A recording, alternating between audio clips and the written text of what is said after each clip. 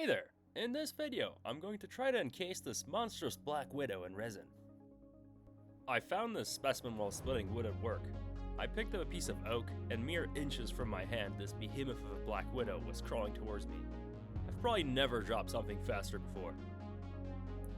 Here, I'm securing it to a piece of foam so I can position its legs properly. In the beginning of this video, I did say try instead of will, and that's because unfortunately I ruined the spider before I could do anything with it. A book fell in it and completely flattened it. I was really devastated, but 9 months later I managed to find this little guy in my friend's garbage can, so I immediately got to work. I was incredibly happy I got a second chance at this. I've never really done this before, so the best way I could think of to secure the legs into place was to put small bits of superglue around all the joints. Otherwise, if I put it straight into resin, the legs would just point inward and would look weird. The only reason why I had any resin to begin with was because I bought it right after I caught that first Black Widow. Everything was going smoothly until I realized I superglued one of the metal rods to the torso. I had to be incredibly careful not to damage the body. If I ruined this Black Widow as well, I would really not forgive myself. Fortunately, with some nippers and some patience, I was able to remove it cleanly. And the next step was to mix the resin, and for that I'm using this pourable plastic from Incredible Solutions. With this stuff, I learned the hard way earlier what not to do. Even if I hadn't ruined the previous spider by smashing it, I would have ruined it with the resin I used because I mixed it wrong at the first time. I simply poured the two parts of the epoxy in the wrong order, which was enough to make the resin permanently uncured, despite having the exact ratio. Here I made sure to follow the steps perfectly. I'm pouring the spider in two separate batches, because the spider will float to the top if I do just one. After pouring and mixing the resin thoroughly, I use a heat gun off camera to remove most air bubbles that formed in the mixing. Here I'm mixing in the second layer, but in the middle of doing so, my scale decided to break. Fortunately, you can also mix the resin by volume with a 1:2 ratio. This resin fully cures after a week, and I found it's good to wait 48 hours for a second layer, otherwise the two layers might mix and have a more visible layer line. I was a little worried with the second layer, since I mixed it by eye, especially with how unforgiving this resin is. Fortunately, I had no problems. Right after pouring the second layer in, I once again use a heat gun to remove most of the air bubbles. The mold I'm using is a silicone cube I bought online, so it's relatively easy to open it up. I was pretty happy with how it came out, since it didn't have a crazy amount of bubbles, but there was definitely a visible layer line down the middle from my two pores. You can see how the upper face of the cube has curved edges, which is what I will fix in the next step with a lot of sanding.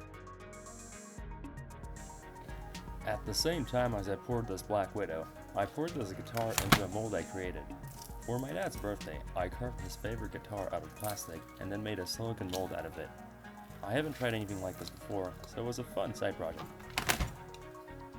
For the spider on the left, I did my second pour only a day after the first one, so you can see how the two layers mixed into a fuzzy blend instead of a solid line.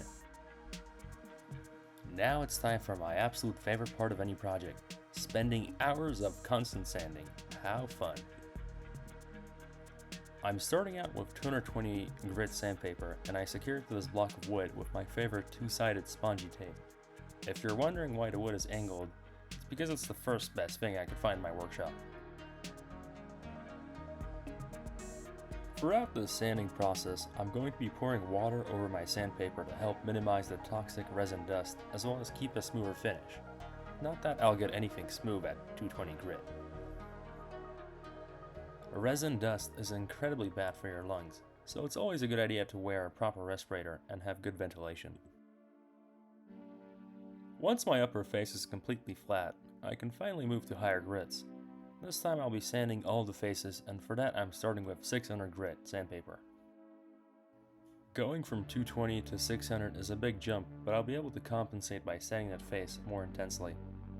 Especially with a hard material like this, it's important to gradually go up in grit, otherwise you might have trouble getting deeper scratches out.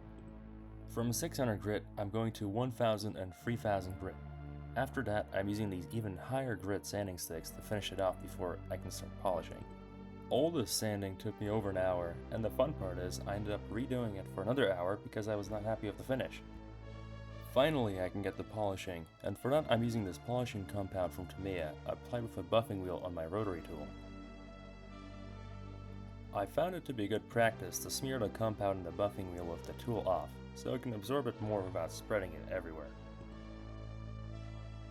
Although as you can see, that did not help much as I fling bits of the compound right onto my camera.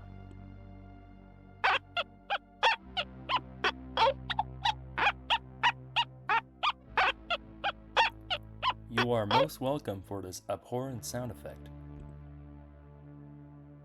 As I'm approaching the end of this little project, let me know if I should make more videos like this.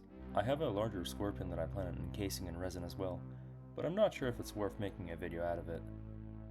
Either way, I'm still going to primarily focus on filming things I really get to make myself, such as sculptures or miniatures.